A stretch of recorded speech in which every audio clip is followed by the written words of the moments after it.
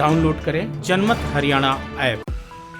आज पूर्व मुख्यमंत्री भजन लाल की 10वीं पुण्यतिथि है। हरियाणा की राजनीति में पीएचडी कहे जाने वाले भजन लाल का आज से 10 साल पहले 3 जून 2011 को दिल का दौरा पड़ने से निधन हो गया था। मांझू गोत्र के जाट परिवार में जन्मे भजन लाल ने आजीवन गैर जाट की राजनीति की। भजन लाल की सबसे बड़ी खासियत ये थी कि वो सामने वाले नेता, वर्कर या आम इंसान को उसके पेशे, हाव भाव, बातचीत और किस एरिया से है इनका पता लगते ही तुरंत ये समझ जाते थे कि इसको क्या चाहिए तथा इसको कैसे टैकल करना है। सामने वाले के मनोविज्ञान को पकड़कर उसकी जरूरतों को पूरा करने, उसे अपना बनाने का हुनर ही उन्हें व्यवहारिक राजनीति के बादशाह के खिताब का हकदार बनाता है। उनके बचपन के बारे में कहा जाता है कि वो गांव से पैदल आदमपुर की मंडी में घूमने जाते थे, घी बेचा करते थे।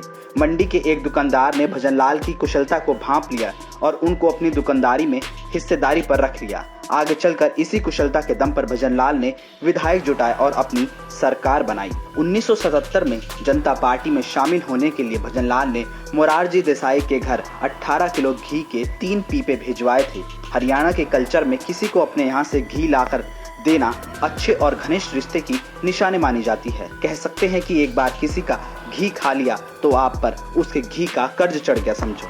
कांग्रेस में आने के लिए भजन लाल ने वैसे ही ट्रिक अपनाई जैसी जनता पार्टी में जाने के लिए की थी, लेकिन इस बार घी के बजाय संजय गांधी के नवजात शिशु वरुण गांधी के हरियाणवी अंदाज में सोने की पत्थर चढ़ा ऊंट भिजवाया। भजन लाल ने अपनी राजनीतिक जीवन की शुरुआत आदमपुर ग्राम पंचायत में एक पंच के रूप से की थी और बाद में उसी पंचायत में सरपंच बने।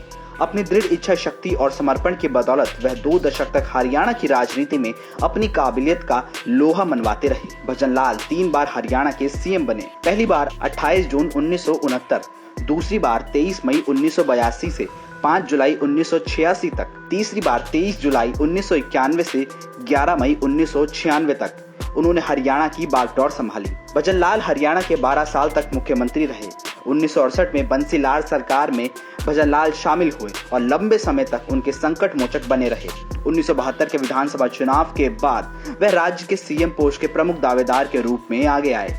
बाद में 1975 के दौरान उन्हें मंत्रिमंडल से हटा दिया गया। हालांकि अपनी जोड़ तोड़ की कला की बदौलत वह 1969 में प्रदेश के मुख्यमंत्री बने और बाद में 1980 में पूरे जनता पार्टी विधायक दल का कांग्रेस में दल बदल करा दिया। भजन लाल केंद्र में कांग्रेस नीति सरकार में कई पदों पर भी योगदान दिया। राजीव गांधी के नेतृत्व वाले मंत्रिमंडल में भी उन्होंने कृषि, वन एवं पर्यावरण मंत्रालय के कामकाज संभाले। गैर जाट समूह का प्रतिनिधित्व करने वाले भजन लाल काफी समय तक हरियाणा की राजनीति के केंद्र में रहे। इन्हें राजनीति के चाणक्य और दल बदल के इंजीनियर के नाम से भी जाना जाता था। भजन लाल अंतिम दिनों में अपनी बनाई पार्टी हरियाणा जनहित कांग्रेस के विधायकों को दल बदल करने से नहीं रोक सके।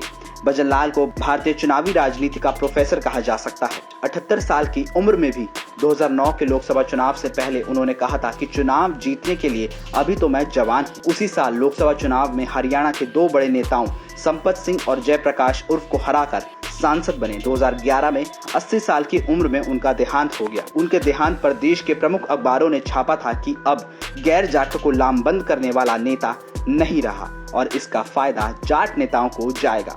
लेकिन इतिहास को देखें तो ये बात भी पता चलती है कि अपने रहते हुए भजन लाल ने किसी और को गैर जाट नेता को आगे नहीं बढ़ने दिया। भजन लाल की खासियत थी कि वो दूसरे खेमे में खरीद लिए जाने वाले विधायकों की पहचान कर लेते थे और राजनीति की इसी पाक कला से उनके विरोधी उनसे नफरत भी करते और उनके मन ही मन तारीफें भी करते।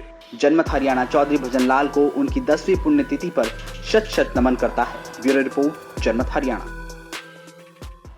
राजनीति के आगे, राजनीति के पीछे, हर हलचल को जानने के लिए हमारे YouTube चैनल जनमत हरियाणा को लाइक करें, सब्सक्राइब करें और अपडेट रहने के लिए बेल आइकन दबाना ना भूलें। देखते रहें जनमत हरियाणा, सच के अलावा कुछ भी नहीं।